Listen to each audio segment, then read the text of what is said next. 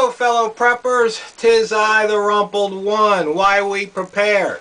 You might notice I'm wearing my Southwestern Oregon Preppers cap, swap. This video is directed to my fellow members and others around the state of Oregon, and of course preppers around the country and around the world. But something's really troubling here, and this really shows why we prepare. There's some newspaper articles out. I've got them on our Facebook group. Report: Democrat Governor Kate Brown has left Oregon unprepared to deal with major disaster. You see, once again, you're on your own as a prepper. You cannot rely on the government.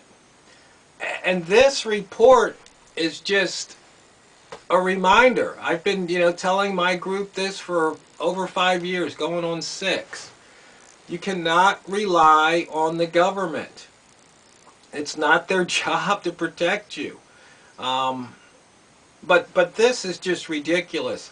I've been talking to the state. I've been trying to get them to put what we need here now before the big one happens, before any disaster happens. Because on the coast we'll get cut off.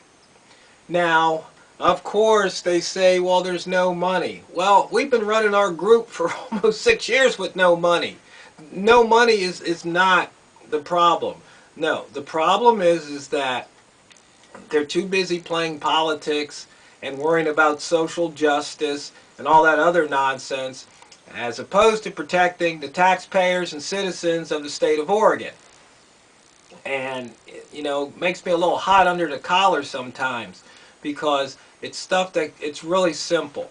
And I've told all these elected officials they should always be carrying a bug out bag, so people can walk up to them and go, hey, why do you have that bag? Why do you always carry that bag? Oh, well, let me tell you, it would be a great opportunity to teach somebody.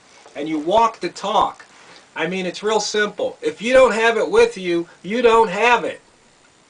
If it's in the car, I don't know if you've ever been someplace where maybe there's some guy with a gun and a badge that says, no, you can't go that way, you got to go that way. But my car's, you go that way. So if you don't have what you need with you, you don't have it. You got to keep it with you at all times. It's that simple. There could be a stampede of people. You're not going to be able to go that way when you got a bunch of people running this way and your car or truck's that way. It's not going to happen. There could be a flood. There could be down power lines. There could be any number of reasons why, if you left your gear in your truck or car and you went into a building and something happens, you might not be able to get to your gear. You might be locked in the building could go into lockdown, and you might be stuck in there. There's so many reasons, so you have to be prepared 24/7. I mean, I know I'm probably, if you're watching this, I'm probably preaching to the choir. But sometimes, some of us need a gentle poke or prod. Sometimes you need a 2x4 upside your head, or a foot, kicking you where. Because sometimes people just, they know better, but they do otherwise. It's part of human nature. Doesn't matter what, whether it's diet, exercise, all the way down the list. We know better, but more times than not, we do otherwise. Well, that's not being a good prepper. It's just that simple. And but this report about Oregon, that they, all these failures, all the things that they could have acted on, but they haven't. We've got one person for the state in emergency management. If I remember correctly, I might have even applied for the job. I don't know. I guess kind of, I don't expect them ever to hire me. I'm pretty sure I'm on the blacklist, because I've been chewing them a new one at all the government, the state, the county government. I'm pretty sure they have me on the do not hire, avoid at all costs list, because I don't suffer fools lightly. I pretty much tell it like it is. And it's just that simple. It is just really that simple. And I just hate to see, my neighbors, my fellow citizens, the voters and taxpayers of this state, not get the service they need from the government. Now, what I mean by that is the government should be making certain preparations, to have things here so they can get the roads clear, get the communications up. I mean, it is so ridiculous that, fire can't talk to police, who can't talk to, EMT, who can't talk to, the sheriff. I mean, they could get cheap Baofeng radios or something. I mean, really, there's got to be a better way. That they've got, there's got to be communication, because that's the biggest problem. In an event that the communication goes down, all these jurisdictions should have at least one. No, they should have two satellite phones. So if cell phones go down, landlines go down, and all that other stuff goes down, at least you've got the satellites, sat phones. They're not that expensive, not when you consider the amount of money government wastes on BS projects. It just burns me sometimes. But really, maybe the people here in my group, and when I say group, it's a loose term. It's not like we go out and do maneuvers. We meet on a regular, recurring basis once a month up and down the coast, from Reedsport to the north, all the way down to Brookings near the California border. We've gone inland as far as Medford. And we meet, like-minded people, sharing ideas, sharing knowledge, sharing tips, ideas and things like that.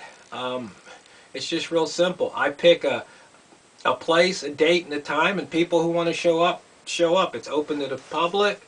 It's real simple.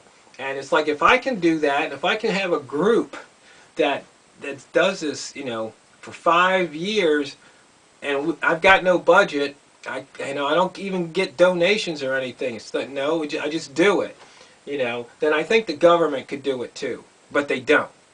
Why don't they?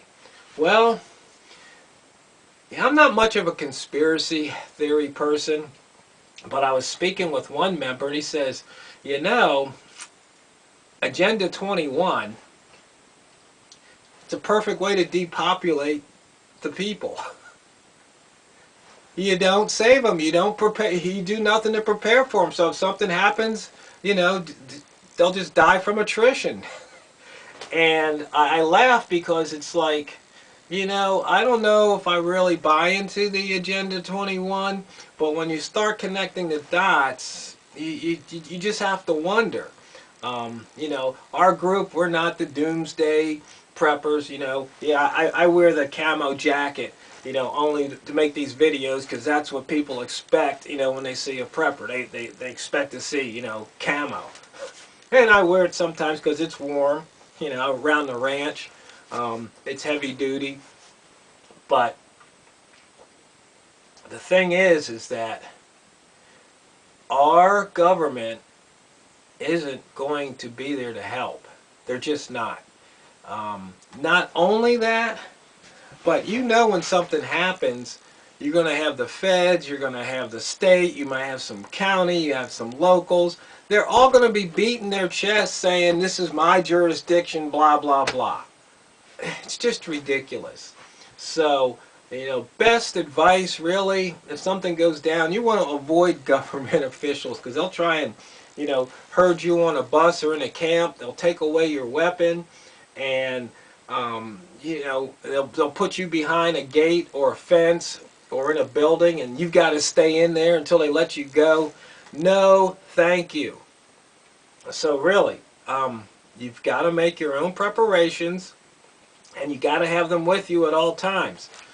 I talked about this in a previous video, but I'll just hit it real lightly. Doesn't matter what the disaster is. Forget about the disaster. You have to focus on your next move. You are either going to bug in, you are going to bug out, or you're going to try and get home. Those are your three options. So you need to be prepared to do each and every one of those things 24/7. If you're at home and a disaster hits, you choose to bug in or bug out. It's that simple. If you're at work and disaster hits, you're either going to bug in or you're going to try and get home. Or maybe you're someplace at a movie or the theater or a ball game or something, disaster hits. You're either going to hunker down or you're going to try and get home. That simple. So, fellow preppers, I hope this helps. I hope you take it to heart. I hope you take action, because if you fail to prepare, you're preparing to fail.